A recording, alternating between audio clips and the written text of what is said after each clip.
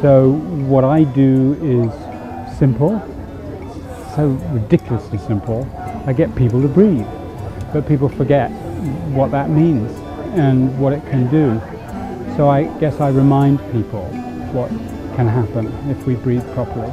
You know, if you just remember what your first breath of life was, but we can't of course, but if you can just imagine what that was like, that sort of just breathing in all existence in that one inhale, and then if you connect to what the last breath of life might be like, just that total release of everything we've ever had, and then you compare that with what happens in between, it's quite remarkable.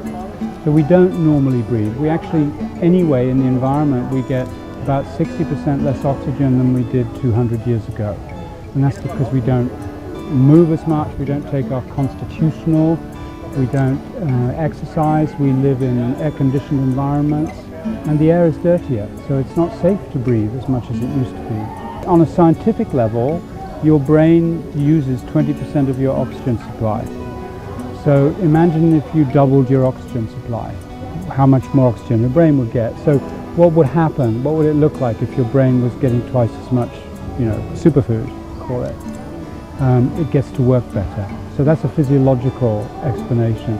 But it actually goes into the metaphysical and the spiritual as well, because when we inspire, we are breathing in spirit. So when we take spirit into this chunky, I heard someone call it a carcass the other day, when we take spirit into our carcass, what's that going to look like? And of course it's an extraordinary experience for most people, because we live in this dualistic existence and we've accepted it and we struggle with it and we battle on and we get to our destination. But actually, if we breathe during that process, we actually do get something like enlightenment. We do get visited by something of the other, and that can inform us.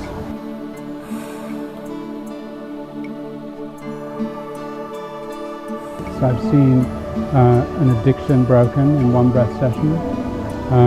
I've seen couples come, older couples. I had a 65-year-old couple, and afterwards the wife came to me and she hugged me and she said, "That's the first time my husband has told me that he loves me in 25 years.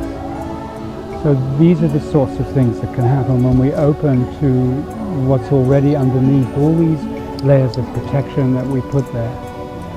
So really each time we're able to do one of these connected breaths, we unveil something and we discover something in ourselves that it's just remarkable who we are. We don't get to know that anymore, but this way we can find out.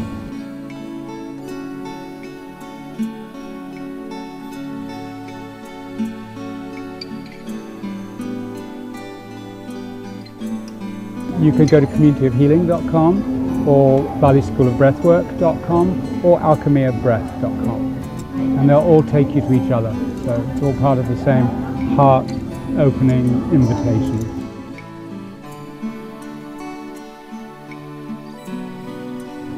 Thank you so much. It's been a delight. Yeah.